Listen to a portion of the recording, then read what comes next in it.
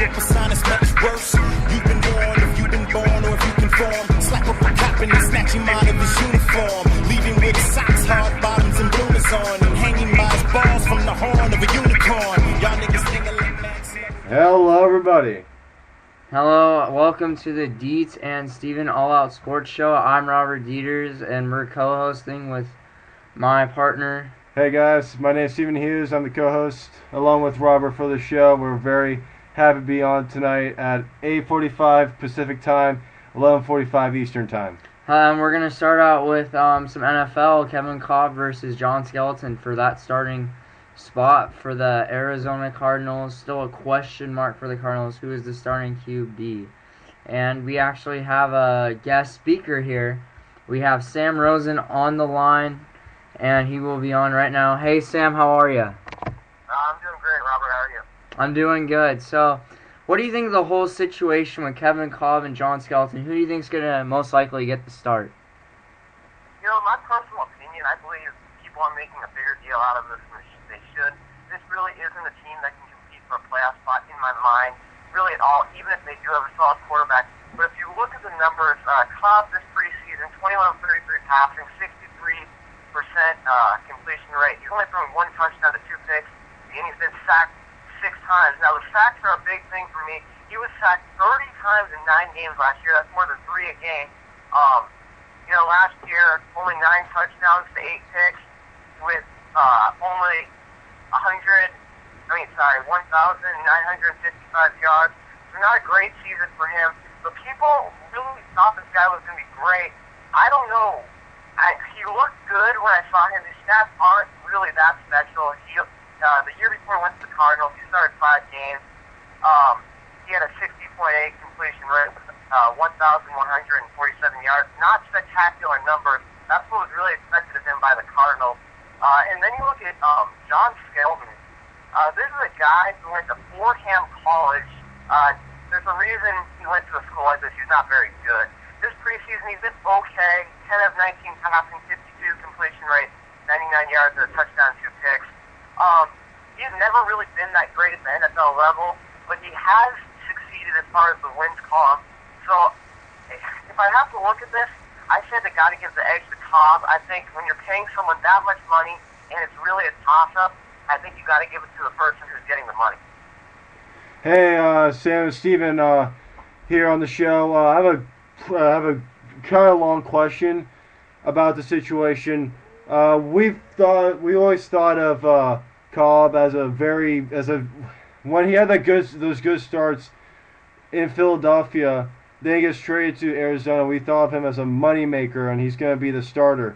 But if you're the head coach, and I know you said that the Arizona Cardinals are not a playoff team, but if coming into this season they were a playoff team, would the competition be a greater battle coming into the regular season? Would it be a greater battle? Will there be more publicity in it? I know there's not a lot of publicity on it. It's mostly about Sanchez and Tebow and all that stuff. Would it be a more publicity? Of course. If this was a team that had great defense and not just one real talented player in Larry Fitzgerald and an okay backfield, I'd say it'd have more publicity. It would obviously not top the Tim Tebow, Mark Sanchez story, because both of those guys are polarizing figures. Sanchez was a great quarterback at USC. Tim Tebow, I don't understand this, but probably the most popular player in the NFL, obviously the most disputed, so I don't think it would be up to that standard. However, if this was a playoff team with a playoff caliber defense and a playoff caliber offense, I think this would be a much bigger deal. And if it was, I'd say you give it to Kolb once again, just because he's, I think, the better option. Now, this is Robert back again.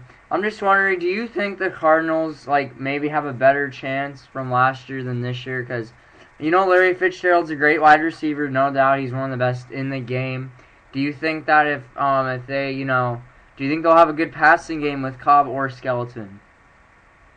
If Kevin Kolb can develop into an okay quarterback, and I really think he can, his numbers weren't as atrocious as everyone thought last year. He was not a very good quarterback, obviously. The numbers don't lie.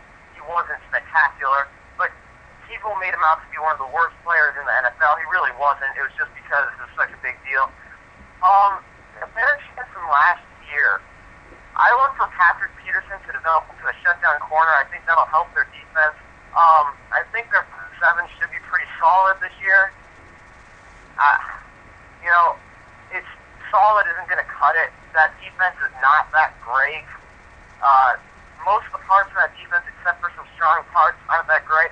And then the backfield is kind of a mix-up right now. You got the off-injured Beanie Wells. Beanie Wells, a really, really strong running back, just gets hurt so often. And then Ryan Williams coming off that season-long injury. He'll be interesting to see, but I don't see him making a big impact like a guy like Arian Foster did after a year of sitting out. Now, I also have another question here. Well, where will the Cardinals be ranked in offense this year? Cardinals be ranked in offense as far as total offense in the NFL? Yes. Okay. I'm betting in the late. I'm thinking probably from like 18 to 25, somewhere in that range. If Cobb can develop into a decent quarterback, or Skelton, or somebody can throw the ball in that offense, you look at them to be a 10 to 15 type team. They do have good weapons around the quarterback position, but what it all comes down to is the quarterback position. So that's my answer. And about the Jake Locker, I know he even got named starter. Do you think he's going to be good or not? Because he struggled, and he's been struggling lately. Do you think that he'll be a good opener? Jake Locker is a very polarizing quarterback. This is a guy who runs the ball very well, has a strong arm, has a better arm than more accurate arm than most people give him credit for. He struggles when it comes to his decision making, but I think he's a better option over Hasselbeck personally. I love Matt Hasselbeck. I've always been a fan of his. I think he's a good quarterback, but I think he's just getting a little too far up there in years. So I think Locker, he brings the higher upside. And this is a division that's already kind of set with Houston. It might give Tennessee really a shot if Locker develops into what they think he can be to make the playoffs this year. Hey, Sam, Steven again. I was a little bit questionable by the Titans' decision about naming Jake Locker so early in the preseason to name him starter for the regular season opener. Do you think it was too early, or do you think it was a good time to name him starter at that point? I really thought it was too early. I thought Hasselbeck was putting up a good fight. Like I said, I think Locker should have won the battle, but I think Hasselbeck should be given a better chance. However, I think this does give Jake Locker more confidence. This is a guy who really does not have a winning tradition. Coming from some just god-awful teams at Washington, didn't really start that much last year. He lost the job to Hasselbeck early in the year. So, on just the fact that Hasselbeck should have been given more of a longer look, I think you got stand out too early, but Jake Locker, he needed some confidence. This is good for his play. Hey, so there's another QB situation down in Miami where they're doing the Hard Knocks on HBO this year, and they named Ryan Tannehill the starter for the Dolphins during the regular season for the opener. I've seen the battle on HBO on the Hard Knocks show with Matt Moore and Tannehill, and it's very hard to really name a guy right now. Who do you think? Should Tannehill really be the starter, or do you think Matt Moore should have gone the job? If you want to be league average, call Matt Moore. That's what he's great at. He's going to get you to a 6-10 record to an 8-8 record and do very well at it. Ryan Tannehill has the upside to become one of the top quarterbacks in the NFL. Great arm, even better speed. He's obviously extremely raw, but this Miami team really isn't going anywhere. So I say start Tannehill now. If he shows signs of no confidence or is really struggling, put Matt Moore in there to boost him. Okay, Robert. Thank you, Sam, for being on our show. And he's actually Sam's situation. He's gonna have a show Sunday. Please tune into that. Any last comments, Sam? No. Thanks for having me on the show. Like I said, please tune into the show Sam's situation at 7 o'clock.